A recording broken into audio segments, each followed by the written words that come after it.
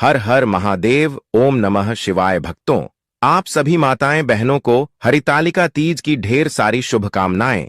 इस बार 26 अगस्त 2025 को हरतालिका तीज है। माताएं बहनों, अभी तक आप लोगों ने परंपरागत या इधर उधर से सुनकर या फिर अपने रिश्तेदारों से सलाह लेकर यह व्रत किया होगा, या आपको माता ने, दादी ने, सास ने बताया होगा कि हरितालिका व्रत को कैसे रखना है, इसके नियम क्या है। जैसे जैसे नियम आपके बड़े बुजुर्ग रिश्तेदारों ने बताए हैं, आप उन्हीं नियमों से हरतालिका तीज का व्रत रखते आ रहे हैं। पर जो महिलाएं पहली बार तीज का व्रत उठा रही हैं, तो कैसे उठाना है, क्या नियम है, क्या विधि है, इसके बारे में आप अपनी माताएं बहनों, दादी, रिश्तेदारों से सुनते आ रहे हैं। लेकिन आज हम इस वीडियो के माध्यम से शास्त्रों की नई नई बातें भी बताएंगे, जिससे आपको सब कुछ स्पष्ट हो जाएगा।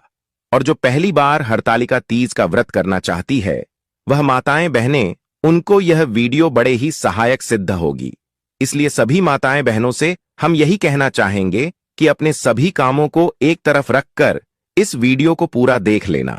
अगर आपने इस जानकारी को समझ लिया तो आपकी पूजा संपूर्ण मानी जाएगी, क्योंकि आज हम आपको इस वीडियो में हरितालिका तीज की वीडियो में संपूर्ण पूजा विधि से लेकर व्रत नियम, पारण नियम, खाने का मतलब है कि व्रत के शुरू से लेकर व्रत के आखिरी तक के संपूर्ण नियम आपको इस छोटी सी वीडियो के माध्यम से बताने जा रहे हैं। इसलिए वीडियो को पूरा ही देखना, काट काट कर आपको वीडियो नहीं देखना है, अन्यथा आपसे इतनी महत्वपूर्ण जानकारी छूट जाएगी। इसलिए वीडियो को पूरा ही देखना होगा, तभी आपको सही सेटिंग जानकारी प्राप्त होगी। भक्तों, यह व्रत सुहागिन महिलाओं के लिए सौभाग्य, अखंड पति सुख और वैवाहिक जीवन की मधुरता का वरदान है। अविवाहित कन्याएं इसे अच्छे और मनचाहे वर के लिए करती हैं। शास्त्रों के अनुसार इसी तृतीया तिथि को माता गौरी का जन्म हुआ और इसी तिथि को उनका विवाह भगवान शिव के साथ होना निश्चित हुआ।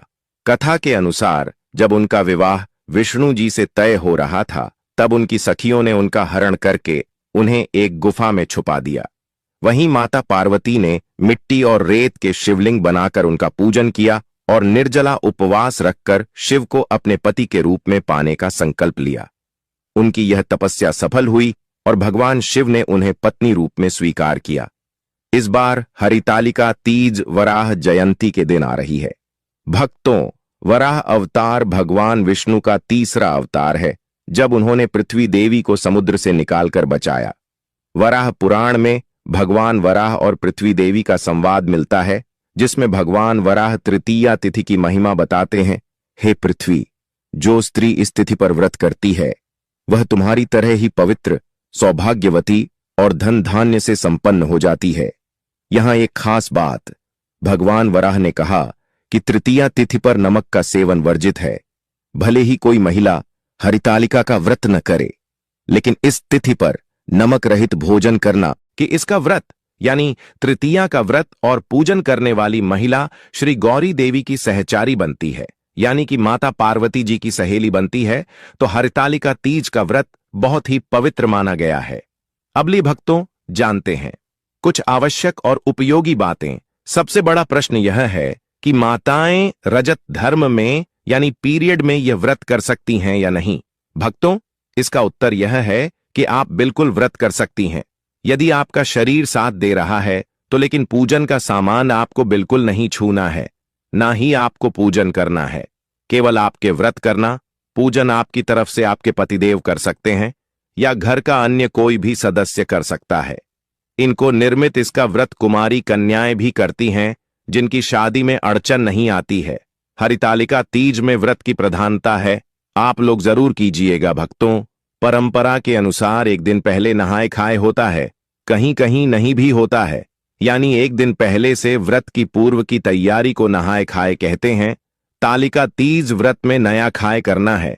नहाए खाए का मतलब है उस दिन सूर्योदय के बाद पवित्र स्नान करके, घर की सफाई करके, शुद्ध सात्विक भोजन करना और अगले दिन के व्रत के लिए मानसिक और आध्यात्मिक रूप से तैयार होना। नहाए खाए के नियम: सुबह सूर्योदय से पहले उठें, ब्रह्म मुहूर्त में उठकर स्नान करें, बाल धोना और शुद्ध वस्त्र पहनना इस दिन जरूरी है। घर की सफाई, घर के पूजा स्थान, रसोई और मुख्य दरवाजे की विशेष सफाई करें। मान्यता है कि स्वच्छता से घर में देवी देवताओं का आगमन होता है। लहसुन प्याज वर्जित, नहाय खाए के दिन और व्रत के अगले दिन पारण तक लहसुन प्याज का सेवन न करें। सात्विक भोजन, केवल शुद्ध सात्विक भोजन करें। नमक का सेवन कर सकते हैं, लेकिन कई परंपराओं में नहाए खाए के दिन भी नमक छोड़ देते हैं। श्रृंगार सामग्री की तैयारी, इस दिन ही 16 श्रृंगार की वस्तुएं, पूजा सामग्री, मेहंदी आदि एकत्रित कर लें। शाम तक मेहंदी लगवा लें, क्योंकि व्रत के दिन मेहंदी लगाना अशुभ माना जाता है।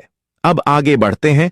कई जगह पर परंपरा है कि व्रत वाले दिन यानी 26 तारीख की सुबह सूर्योदय से पूर्व कुछ खा लिया जाता है, उसको सरगी ही कहते हैं। तो देखिए माताएं बहनें, यदि आप रात को यानी सूर्योदय से पूर्व भोजन करेंगे तो कुछ और अली मत खाना, नहीं तो आपको भूख प्यास दिन भर ज्यादा लगेगा।